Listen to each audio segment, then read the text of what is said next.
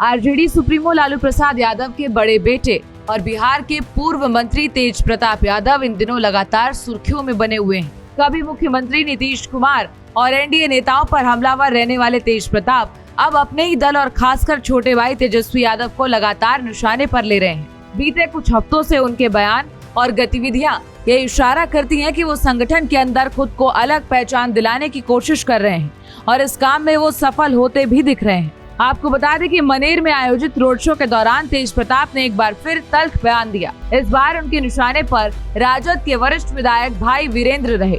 भीड़ को संबोधित करते हुए उन्होंने कहा, ये बैल अब बेलगाम हो गया है। ये मुझे पार्टी से बाहर करवा सकता है, लेकिन जनता के दिल से कोई नहीं निकाल सकता। उनका ये बयान साफ तौर पर भाई वीरेंद्र पर तंज था।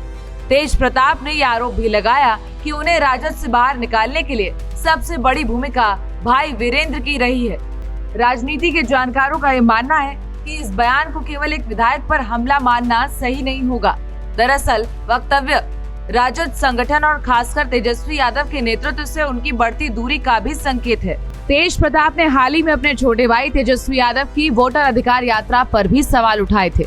उन्होंने तंज कसते हुए कहा था कि तेजस्वी यादव ये तय करें कि वो लोकतंत्र बचाने निकले हैं या उसे तार-तार करने। ऐसे बयान उनके और पार्टी नेतृत्व के बीच की खाई को और गहरी करते जा रहे हैं। तेज प्रताप ने मनेर के माहिनावा इलाके में अपनी नई पार्टी जनशक्ति जनता दल का कार्यालय खोलकर ये संकेत दिया कि अब ये संगठन से अलग रास्ता तलाश रहे हैं। इसी मौके पर उन्होंने मनेर नगर परिषद के deputy chief councillor Shankar Kumar Yadav को विधानसभा चुनाव में अपनी पार्टी का प्रत्याशी भी घोषित कर दिया। इस दौरान उन्होंने समर्थकों से ये वादा किया कि अगर उनकी टीम का उम्मीदवार जीतेगा तो मनेर में एक आधुनिक क्रिकेट स्टेडियम का निर्माण कराया जाएगा। इसके साथ ही उन्होंने इलाके में विकास कार्यों को तेजी से आगे बढ़ाने का भी भरोसा दिया। तेज प्रताप हाल के दिनों में सोशल मीडिया के माध्यम से भी अपनी नई राजनीतिक पहचान गढ़ने में जुटे हैं। वो लगातार टीम तेज प्रताप के नाम से कैंपेन भी चला रहे हैं और युवा वोटरों को आकर्षित करने का प्रयास भी कर रहे हैं। उनके समर्थक भी डिजिटल प्लेटफॉर्म पर उनकी छवि को एक स्वतंत्र और आक्रामक नेता के रूप में पेश करने की कोशिश कर रहे हैं। राजनीति के जानकारों का ये भी मानना है कि तेज प्रताप का आक्रामक रुख केवल व्यक्तिगत नाराजगी का नतीजा नहीं है, बल्कि एक सुनियोजित रणनीति का हिस्सा है। वो समझ चुके हैं कि राजद में उनकी जगह अब सीमित होती जा रही है।